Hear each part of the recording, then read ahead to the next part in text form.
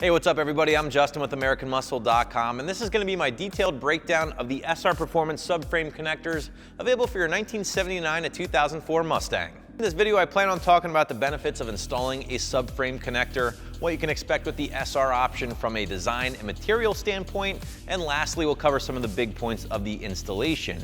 And guys, these are a weld-in option here, meaning you are going to have to break out that MIG welder, so just be ready for that. I'm still going to go middle of the road, 2 out of 3 wrenches on my difficulty meter. If you have welding experience, this one really shouldn't be all that bad. Plain and simple, the SR Performance Subframe Connectors will be for the Fox Body and SN95 owners looking to get their hands on the most affordable weld-in option on the site at the $60 price point.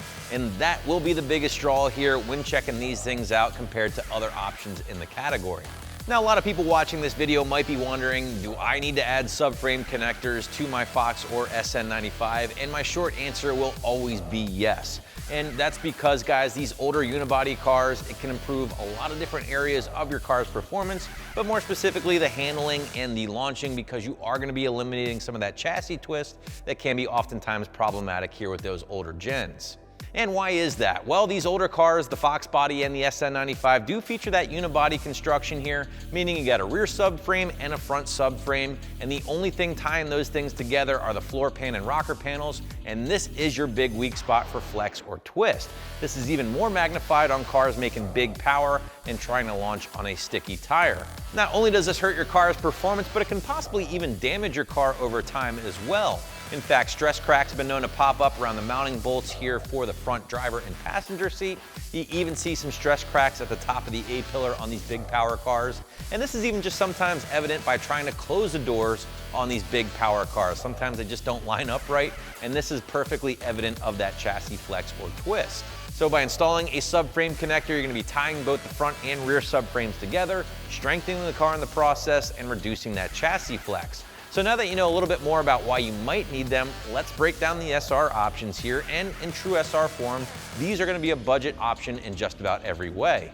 And what does that mean to you guys? Well, I know on the surface, a lot of these things probably look identical. You're just looking at a long piece of box steel tubing, some reinforcements, and that's pretty much it. But if you dive a little bit deeper, you're going to find some subtle differences between a value option like this and some of your more expensive options in the category. First up, let's break down the materials. The SR Performance option is going to utilize a 1x2 piece of tubular or box steel, and the materials will be a little bit thinner. You compare that to your more expensive options, such as your Maximum Motorsports or even your Steeda option, you're going to be looking at a 1.5x2 inch piece of box steel tubing. They're going to be a little bit longer, and you're going to be looking at a thicker material overall. And on top of that, they also offer some reinforcements to every area that there is a slight bend. You heard me drop the length in there as well, and yes, there will be differences in length. Now, even though SR Performance categorizes these as a full-length subframe option, both those Maximum Motorsports and Steeda options will be a little bit longer overall. Now, does this mean a lot to the casual owner out there? Well, not exactly, but for those guys who plan on building an all-out drag car, putting down a ton of power, these might not be the best option for you. And with all that said, the SR Performance options will get the job done and will satisfy most owners out there, and do feature 2 pretty big features that I like in the world of subframe connectors. First and foremost, these guys do feature a weld-in design.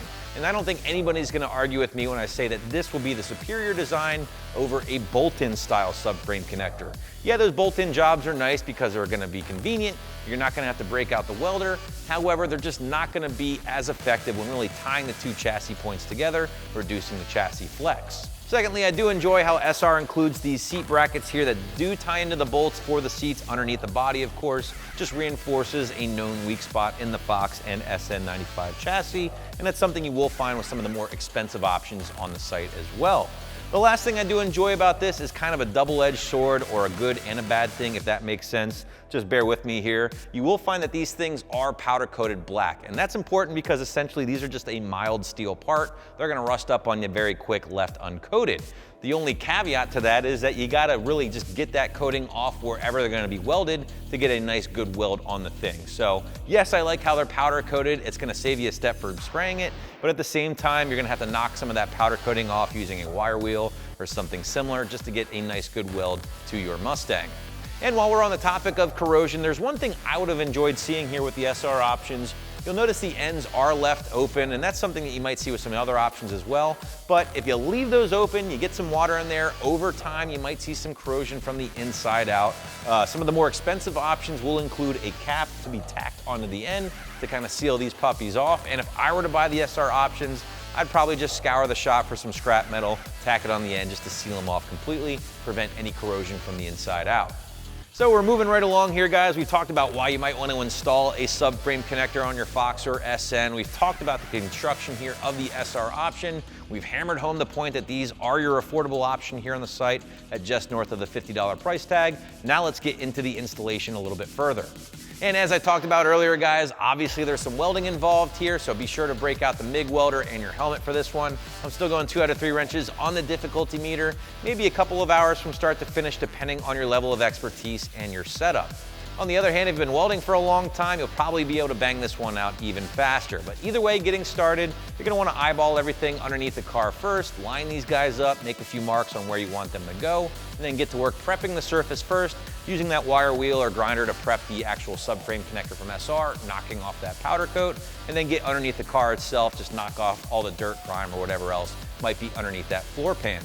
Once everything has been prepped, go ahead and get to work installing these or tacking them into place. But before you do so, it's very important that you put this portion up onto those seat studs first. It's gonna sit on the subframe connector like that. Very important because obviously once these things are bolted or welded into place, I should say, you're not gonna really be able to get these guys on. So very important, make sure you handle that first. Your final step will be, of course, though, to weld the actual seat bracket onto the subframe connectors themselves. Finally, guys, once everything has been welded into place, just go around with a can of black spray paint, just rattle can it on the areas with the bare metal just to ensure it's not gonna rust over time. So wrapping things up here, guys, the SR Performance Subframe Connectors will be far and away your most affordable option here on the site. And while they might not offer the thickness or length of other options, more expensive options on the site, they're gonna be fine for pretty much anybody that's not building a high horsepower dedicated drag car. So that is my review of the SR Performance Welded Subframe Connectors, which you can grab right here at AmericanMuscle.com.